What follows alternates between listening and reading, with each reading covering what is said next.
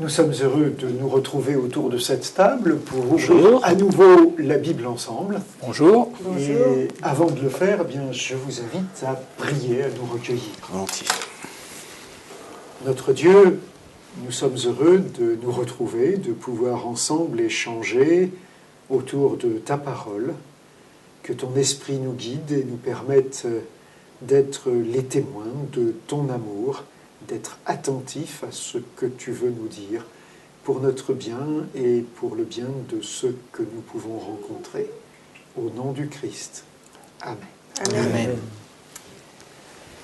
Voilà, eh bien, nous allons ensemble échanger autour de deux textes aujourd'hui qui sont en rapport avec le fait de s'examiner soi-même et de s'encourager les uns les autres. Donc, un examen collectif, mais une façon de vivre qui nous permette d'aller de l'avant ensemble. Alors, nous allons lire un premier texte qui est un texte qui a été écrit par l'apôtre Paul aux croyants de l'église de la ville grecque de Corinthe. Et je vais demander à Philippe de nous lire ce premier texte. Il se trouve donc dans la deuxième lettre de Paul aux Corinthiens, au chapitre 13, et c'est le verset 5. Faites vous-même votre propre critique. Voyez si vous êtes dans la foi. Éprouvez-vous. Ou bien ne reconnaissez-vous pas que Jésus-Christ est en vous ? Voilà, l'apôtre Paul est en train d'interpeller ces croyants de Corinthe, avec lesquels il avait quelques difficultés. C'est la deuxième fois qu'il leur écrit, et on se rend compte à certains paragraphes de sa lettre que c'est un peu chaud, un peu tendu. Et il les invite à s'examiner. Il invite ces croyants de Corinthe à découvrir que Jésus-Christ est en eux, qu'ils ont la foi en ce Jésus et que ça change quelque chose dans leur vie. Alors, je ne sais pas si ça vous est déjà arrivé d'essayer de faire ce que l'apôtre Paul disait à ses Corinthiens et de vous dire, voyons, allez, je m'arrête, je me pose, je fais un petit bilan. Est-ce que vraiment le Christ est présent dans ma vie ? Est-ce que vraiment j'ai la foi, je crois ? Et c'est vrai ou c'est juste des mots ? Alors, j'ai envie presque de faire un tour de table avec vous, puis de nous dire, voilà, est-ce que la foi est entrée dans votre vie ? Si oui, comment ? Par qui ? Ça s'est passé comment ? Est-ce que vous êtes capable de raconter ça ? Alors, si j'ai bien compris, tu veux nous tester, savoir effectivement où en est notre foi. Et nous inviter à nous tester les uns et les autres, un petit peu comme ça. Voilà. Daniel, est-ce que j'ai Jésus-Christ en moi ? Alors, en fait, moi, ce que je peux dire, c'est que c'est vers l'âge de 18-19 ans, j'étais en pleine recherche philosophique sur la vie, sur la mort. Je recherchais un peu quel était le sens de la vie. Et j'ai eu la chance de rencontrer, suite à un concert gospel, un pasteur qui m'a dit, eh écoute, si ça t'intéresse, je fais des études de la Bible, est-ce que tu veux venir voir avec moi le lundi soir, partager la parole de Dieu ? J'ai dit, pourquoi pas ? Mais je me retrouvais un vendredi soir où j'avais deux choses à faire. Soit j'allais effectivement prendre la décision de suivre ce cours, soit j'allais à une soirée cabaret. Et j'étais là devant mon téléphone et je me dis, qu'est-ce que je fais ? Et à ce moment-là, j'ai dit, et si ça se trouve, je n'aurai pas d'autre occasion, alors autant, plutôt que d'aller à la soirée cabaret, j'aurai d'autres occasions de le faire, eh bien, de téléphoner à ce pasteur et lui dire, oui, je viens voir un peu ce que tu as à me dire. Et j'ai donc pris cette décision et je ne suis jamais retourné dans une soirée cabaret. et donc tu as l'impression que ça a été l'occasion pour toi de découvrir la foi ? Alors, à partir de là, j'ai commencé à découvrir la foi, mais j'étais déjà profondément en recherche. Et donc, il m'a permis effectivement de vivre ce qu'on appelle la nouvelle naissance. Et ça a été quelque chose d'extraordinaire pour moi, un élan qui a été pour moi et qui vit encore aujourd'hui dans mon cœur. Ok, merci Daniel. Est-ce que peut-être quelqu'un d'autre ? C'est vrai que je n'ai pas été élevée vraiment dans une famille chrétienne a priori, mais j'ai rencontré au début de mon travail, j'apprenais la couture chez une personne qui, elle, était croyante, qui était adventiste et que je ne savais pas d'ailleurs. Et elle me racontait des histoires de la Bible. Et je me disais, c'est pas mal, c'est bien, mais c'est peut-être que des histoires, tout ça. Mais je regardais comment elle faisait, je voyais qu'elle mettait en application ce qu'elle disait. Ça me touchait beaucoup, ça. Et j'ai voulu aller un peu plus en profondeur et j'ai demandé à la fille de la maison justement de m'acheter une Bible. Et puis je dis, je m'en vais voir si tout ce qu'elle me dit, c'est marqué dans la Bible. Et ça a été le départ d'une recherche spirituelle que j'en étais éloignée pendant longtemps. Et je me suis dit, eh bien, en effet, c'est dans le fond ce que je recherche au fond de moi-même. Ok, donc voilà, contact avec des personnes qui ont donné envie de lire la Bible et découverte de quelque chose qui a changé la perception de la vie. Oui. Ok, quelqu'un d'autre? Oui, moi je peux raconter mon histoire. J'étais dans une famille chrétienne, peu pratiquante, mais moi je pratiquais. J'étais un scout engagé. Mais bon, j'avais rarement ouvert la Bible. Les évangiles un petit peu, mais ça s'arrêtait à cela. Et j'ai rencontré celle qui est devenue mon épouse et puis qui m'a fait découvrir la Bible. Et ça s'est passé avant mon service militaire et après mon service militaire. Donc j'ai eu un certain laps de temps entre les deux pour y réfléchir, pour mesurer l'engagement que je risquais de prendre si j'avais envie de le prendre. Et je l'ai pris, sans regret. Et alors après, j'ai étudié la Bible et j'ai donné une autre orientation à ma vie. Jusque-là, j'étais plutôt quelqu'un, même si ça ne paraît pas pour ceux qui me connaissent maintenant, mais quelqu'un qui était plutôt dilettante et vraiment parfois borderline. Et le fait d'ouvrir la Bible, de l'étudier, a fait que j'ai donné une autre orientation à ma vie, mais totalement différente. Alors je remercie celle qui m'a incité. Donc quelque part, Encore. quand on s'examine et quand on regarde ce que l'on a pu vivre les uns et les autres, il y a des personnes qui nous ont aidés, qui nous ont permis de faire cette découverte. Et c'était intéressant dans ce que disait Jacqueline, ce qui t'a, je dirais, interpellé, c'est que cette personne, elle faisait ce qu'elle disait. Voilà. Cette cohérence-là, c'était quelque chose d'important.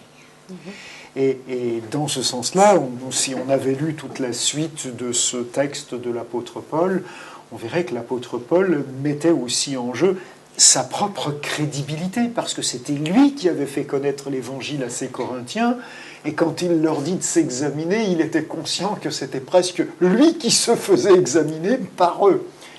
Donc, nous avons les uns et les autres de la reconnaissance envers des personnes qui nous ont aidés. Est-ce qu'il y a, je sais pas, est-ce que Jean, est-ce que Philippe, vous voulez partager aussi? Moi, je peux dire que bon, j'ai eu la chance peut-être d'avoir des parents chrétiens et je suis tombé dedans étant tout petit, comme on dit, hein, en reprenant la formule. J'ai eu la chance aussi de rencontrer un pasteur aux alentours des 15-16 ans que vous connaissez, qui est dans notre église d'ailleurs et qui avait lancé une église locale et a motivé les jeunes sur des tables rondes de discussion autour de thèmes bibliques. J'aime beaucoup ça, même encore maintenant, j'apprécie ce genre de rapprochement. Et puis, suite à ça, bien sûr, d'un point de vue émotionnel et puis intellectuel, je me suis engagé, j'ai vraiment demandé le baptême.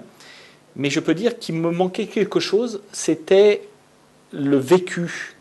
Vraiment vivre personnellement une relation forte et personnelle avec son Dieu, une expérience profonde.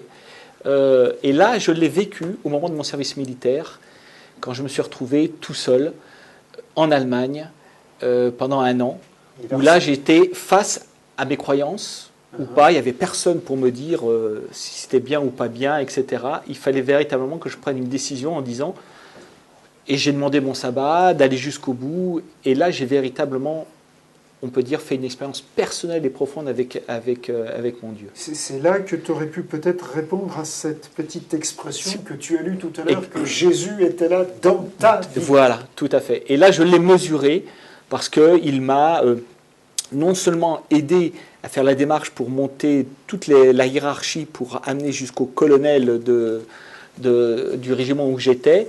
Et là où j'ai eu pour moi une réponse de Dieu, c'est que quand ce colonel, je risquais gros parce que si j'étais pas compris, je risquais la prison, eh bien il me dit, moi je vous comprends parce que j'ai eu, et encore on revient au témoignage, j'ai eu un secrétaire qui était chrétien adventiste et je vous connais. Et à partir de ce moment-là, la porte a été ouverte en me disant, je vous accorde le samedi, alors qu'on travaillait normalement le samedi matin, je vous accorde le samedi, vous avez l'autorisation spéciale pour aller à l'église. Et voilà quoi. Mais il a fallu marcher par la foi jusqu'à l'étape du colonel, parce qu'avant j'ai été dissuadé par le sergent, j'ai été dissuadé par le capitaine, en me disant attention, tu risques une forteresse, tu risques beaucoup de choses. Et j'ai dit Seigneur, je vais jusqu'au bout. Ok.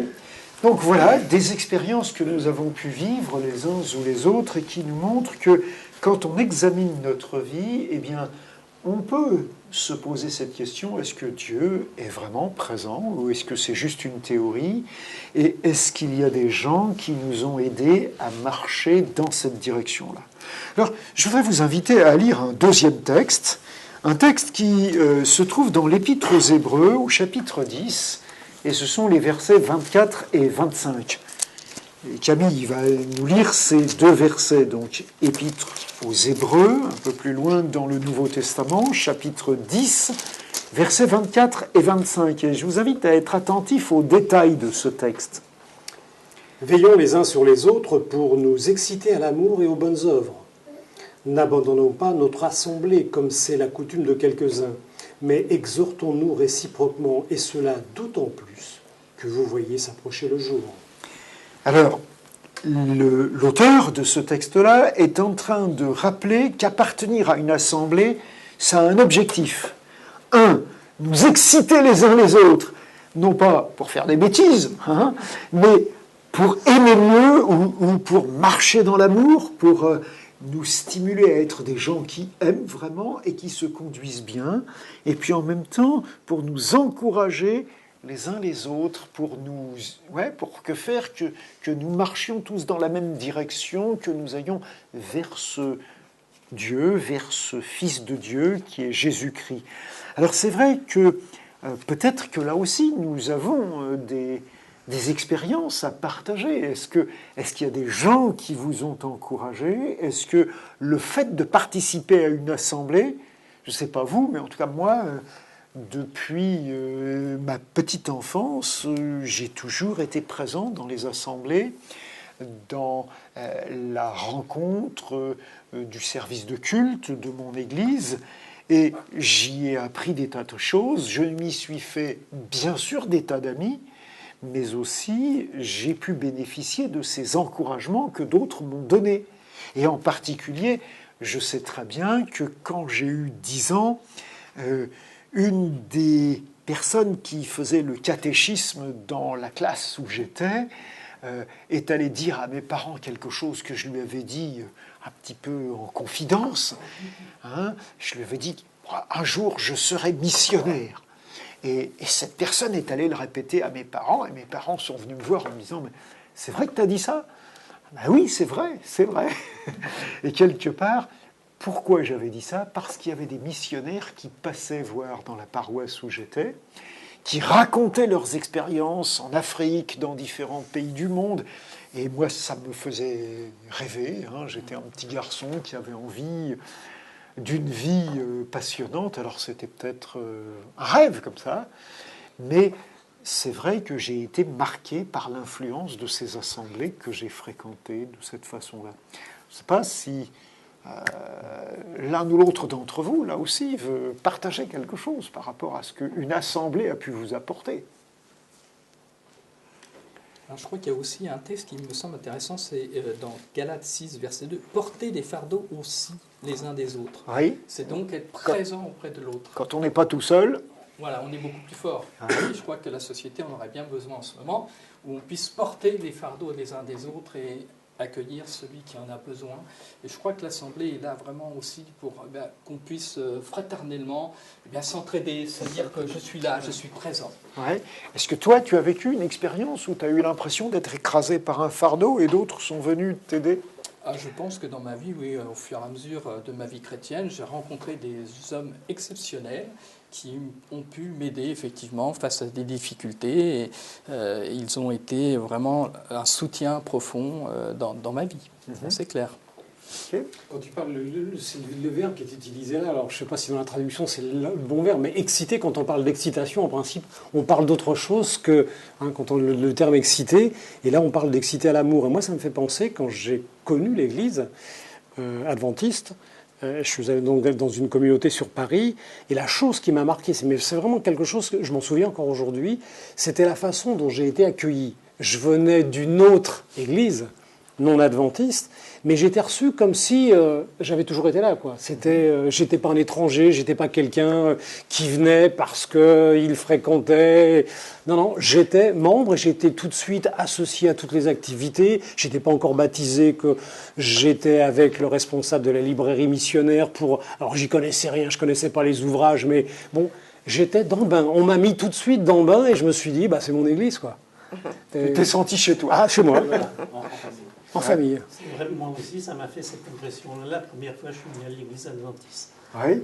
Bon, c'est vrai que mon épouse, vous êtes déjà partie, mais malgré tout, j'ai tout de suite senti cette sympathie, cette affection, prendre conscience que j'étais quelqu'un, quoi.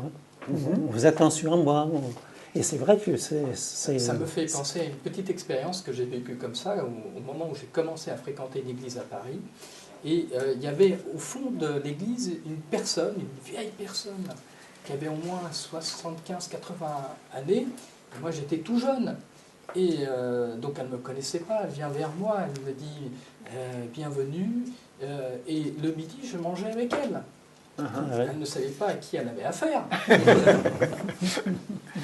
Même si maintenant c'est connu, c'est renouvelé, mais j'éprouve toujours à une intensité plus ou moins forte en fonction, bien sûr, de nos humeurs et de comment on est, de notre santé également, mais c'est toujours le partage.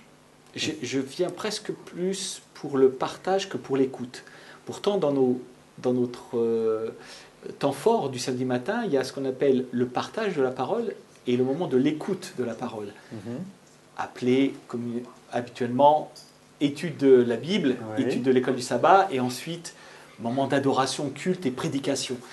Et ce moment de partage est toujours très intéressant parce que je suis toujours étonné des pistes de réflexion sur un thème pourtant que l'on a chaque sabbat, sur lequel je n'ai pas pensé et que d'autres me donnent. Et en cela, je trouve ça merveilleux.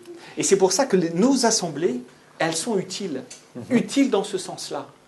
Elles nous motivent, elles nous excitent, elles nous encouragent à avancer dans la compréhension en nous donnant des pistes nouvelles sur l'amour du Christ. Ok. Je te remercie beaucoup parce que je crois que c'est justement ça que ces textes que nous avons lus essaient de nous faire comprendre.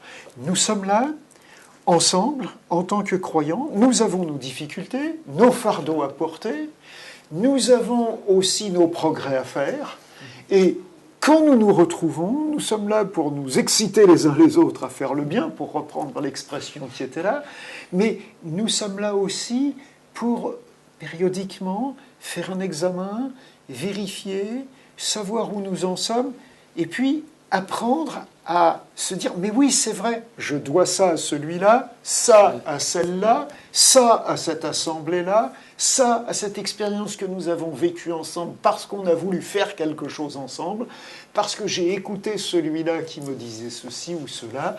Et c'est ce genre d'examen que l'apôtre Paul nous invite à faire, parce que en le faisant, ce que nous constatons, c'est qu'effectivement, le Christ est là, parmi nous, avec la foi que nous lui accordons, et des fois elle est bien limitée cette foi, mais il est là, et c'est ce qui nous permet d'avancer.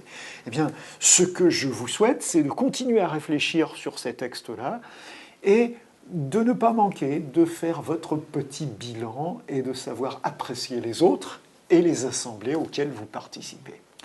Voilà, merci en tout cas de votre participation pour cette séance d'aujourd'hui, et puis à bientôt pour une autre séance. À bientôt. Merci. À bientôt.